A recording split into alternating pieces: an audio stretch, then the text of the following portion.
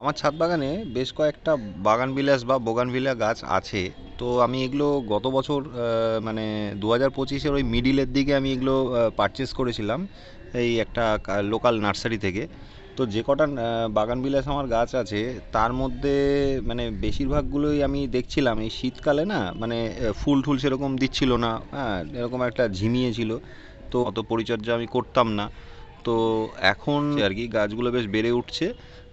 মানে আপনারা যদি প্রাইমারি লেভেলে যদি গাছ করেন বাগান বিলাস, মানে এখন যা শুরু করেছেন আপনারা ভাবছেন যে বাগান বিলাস গাছ করবেন বা আছে সেরকমভাবে ফুল আসছে না বা কী বৃত্তান্ত, কীভাবে পরিচর্যা করতে হবে, তো আপনাদের একটা প্রাইমারি লেভেলের একটা পরিচর্যার একটা লিস্ট আপনাদেরকে দিতে পারি, যেটা আমি করে করে একটু ফল পেয়েছি আর কি।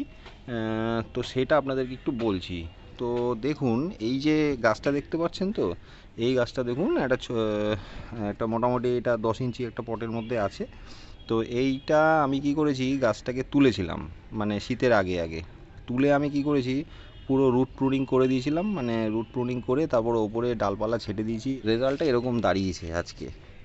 তো আজকে এই জানুয়ারি মাসের শেষ দিকে এখন গাছটার এই অবস্থা আছে, দেখছি যে না ভালোই ডালপালা ছাড়ছে আর ফুল টুল বেশ ভালোই আসছে। তো ব্যাপারটা হচ্ছে যে এই খাবার টাবার কী দিয়েছি সেটা আপনাদেরকে একটু ডিসকাস করি। আমি এটার মধ্যে করেছি কি, ওই হাড় গুঁড়ো, শিংকুচি, নিমখোল, বাদাম খোল এগুলো দিয়ে আমি এটা রেডি একটা মিডিয়া তৈরি করেছি। একটু বালি মিশিয়ে নিয়েছিলাম, ভার্মি কম্পোস্ট, হ্যাঁ, দিয়ে ভালো করে মিক্সড করে আমি গাছের মধ্যে এটা বসিয়ে দিয়েছি। তো এই বাগানবিলাস গাছ না খুব হার্ডি গাছ, তো এগুলোতে একটু খাবার কম বেশি হলে পরে অসুবিধা হয় না। শুধু এটা মানে একটু খেয়াল রাখবেন যে গাছগুলোতে যেন মানে ইয়ে না পড়ে, মানে বেশি জল আপনারা দেবেন না। যত বেশি জল দেবেন না এর পারফরমেন্স তত কমবে।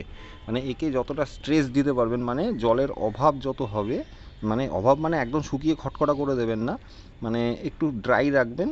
যত ড্রাই রাখতে পারবেন গাছগুলোকে তত বেশি পারফর্ম করবে। তো দেখুন আমার এই গাছটা দেখতে পাচ্ছেন, তো এই গাছটা দেখুন সব একদম ডাল ভর্তি ফুল আসছে। ঠিক আছে, প্রুনিং করার পর রুট প্রুনিং করার পর এর রেজাল্টটা এরকম খুব সুন্দর ফুলটা। আমার তো খুব পছন্দের গাছ এটা একটা। তো আপনারা এইসব গাছ করতে পারেন, খুব ভালো রেজাল্ট আপনাকে দেবে।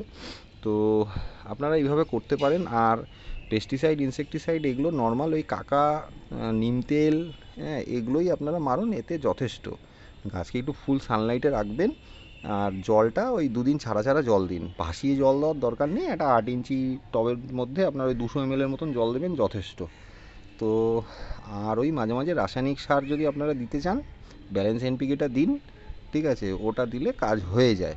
তারপরে বাকি যদি আরও যদি আপনি একটু ডিপলি মানে এর পেছনে যদি আপনি পরিচর্যা করতে যান, তাহলে যে আরেকজন আছে যার নাম বিদ্যুৎ মণ্ডল, খুব যদি আমি ভুল না হই, বাগান বিলাস উনি এক্সপার্ট আছেন, ওনার থেকে আপনারা পরামর্শ নিতে পারেন। তো উনি ভালো আপনাদেরকে গাইড করতে পারবে। যদি ভিডিওটি ইনফরমেটিভ মনে হয় তো চ্যানেলটি সাবস্ক্রাইব করে পাশে থাকুন। ফেসবুক থেকে দেখে থাকলে তো চ্যানেলটি ফলো করে নিতে পারেন। দেখা হচ্ছে পরের কোনো ভিডিওতে। ভালো থাকবেন সবাই, সুস্থ থাকুন, টাটা।